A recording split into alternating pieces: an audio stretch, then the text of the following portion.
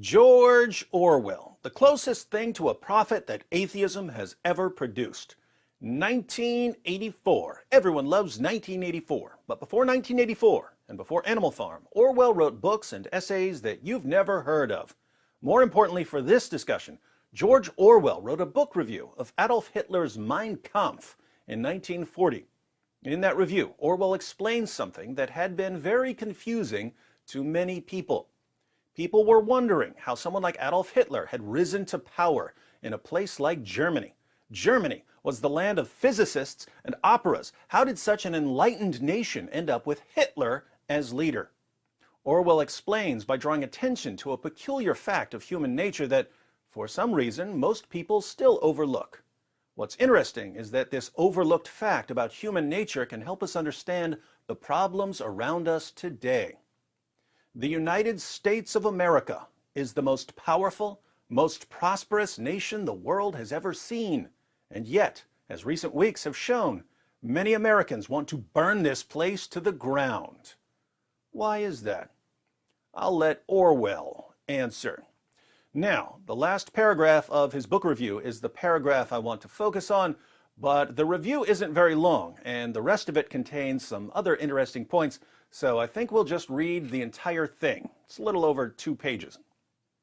It is a sign of the speed at which events are moving that Hearst and Blackett's unexpurgated edition of Mein Kampf, published only a year ago, is edited from a pro-Hitler angle. Hearst and Blackett was a British publishing company that put out the unexpurgated edition of Mein Kampf, the edition that didn't cut out the racist or otherwise offensive parts. The obvious intention of the translator's preface and notes is to tone down the book's ferocity and present Hitler in as kindly a light as possible. For at that date, Hitler was still respectable. He had crushed the German labor movement, and for that, the property-owning classes were willing to forgive him almost anything. Both left and right concurred in the very shallow notion that National Socialism was merely a version of conservatism. Again, this review by Orwell was written in 1940. World War II began in September of 1939. Before that, Hitler was still respectable, even in Great Britain. So much so that the British edition of Mein Kampf was meant to cast Hitler in a favorable light. So here's George Orwell after the outbreak of World War II saying, "Isn't it interesting that just a year ago, people in Great Britain were defending this guy?" Then suddenly it turned out that Hitler was not respectable after all. Understatement of the 20th century. As one result of this, Hearst and Blackett's edition was reissued in a new jacket explaining that all profits would be devoted to the Red Cross. That was their penance. Nevertheless, simply on the internal evidence of Mein Kampf, it is difficult to believe that any real change has taken place in Hitler's aims and opinions. So, Hitler didn't change at all. How did we go from defending him to despising him? When one compares his utterances of a year or so ago with those made 15 years earlier, a thing that strikes one is the rigidity of his mind, the way in which his worldview doesn't develop. It is the fixed vision of a monomaniac and not likely to be much affected by the temporary maneuvers of power politics. Probably, in Hitler's own mind, the Russo-German Pact represents no more than an alteration of timetable. The Russo-German Pact obviously was a treaty between the Russians and the Germans. They agreed on how to divide up Eastern Europe, and they agreed not to attack each other. It's normally called the Molotov-Ribbentrop Pact. In Mein Kampf, the main enemies of the Germans were said to be the Jews and the Communists. Hitler was going to fight the Russians, and yet, in 1939, Hitler made a pact with the Russians and decided to focus on Great Britain. Had Hitler changed his mind? Not at all. Orwell points out that Hitler doesn't change his mind. He simply alters his timetable. The plan laid down in Mein Kampf was to smash Russia first, with the implied intention of smashing England afterwards. Now, as it has turned out, England has got to be dealt with first because Russia was the more easily bribed of the two. But Russia's turn will come when England is out of the picture. That, no doubt, is how Hitler sees it. Whether it will turn out that way is, of course, a different question. Orwell is so confident that Hitler doesn't change his mind that he announces in 1940, while there's a non-aggression pact between the Russians and the Germans, that Hitler is going to attack the Russians. On June 22, 1941, Germany invades the Soviet Union. The goal was to provide living space for the German people, exactly as Hitler had said many years earlier in Mein Kampf. The good thing about evil people who don't change is that even if they're difficult to reason with, at least they're predictable. Suppose that Hitler's program could be put into effect. What he envisages 100 years hence is a continuous state of 250 million Germans with plenty of living room, i.e. stretching to Afghanistan or thereabouts, a horrible, brainless empire in which, essentially, nothing ever happens except the training of young men for war and the endless breeding of fresh cannon fodder.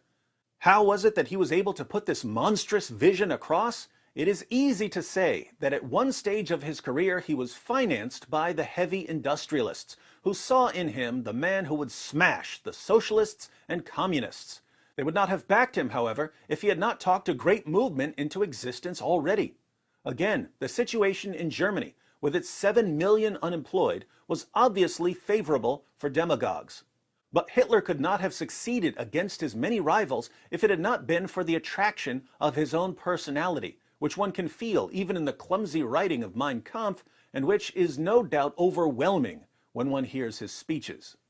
Now, if you read an online version of this book review, here is where you'll see a ... The next two sentences are removed because they're too embarrassing for Orwell's fans.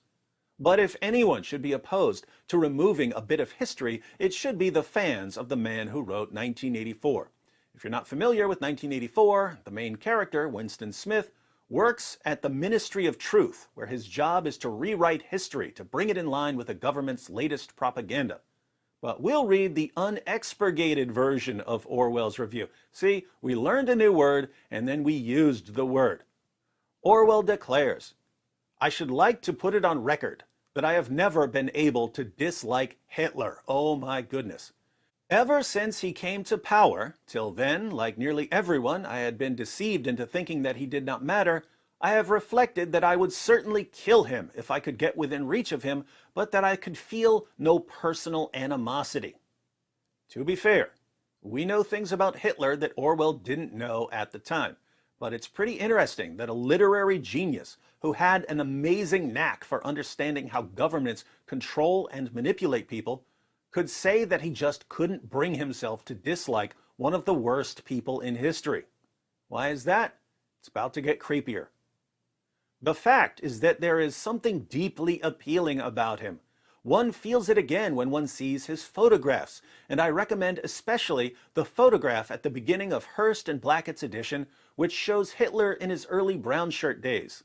This is the picture Orwell is referring to. This is the 1939 edition of Mein Kampf, where the editors tried to portray Hitler as favorably as possible.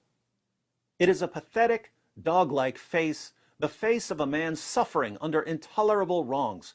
In a rather more manly way, it reproduces the expression of innumerable pictures of Christ crucified, and there is little doubt that that is how Hitler sees himself. The initial personal cause of his grievance against the universe can only be guessed at, but at any rate, the grievance is there. He is the martyr, the victim, Prometheus chained to the rock, the self-sacrificing hero who fights single-handed against impossible odds. If he were killing a mouse, he would know how to make it seem like a dragon. One feels, as with Napoleon, that he is fighting against destiny, that he can't win, and yet that he somehow deserves to. The attraction of such a pose is, of course, enormous. Half the films that one sees turn upon some such theme. We would call this the underdog story. Hitler is willing to fight the entire world. He can't win, but Orwell thinks that there's something admirable about the fact that he's willing to take on the entire world because he's mad at it. This brings us to the final paragraph, where Orwell's going to explain why people fell for Hitler.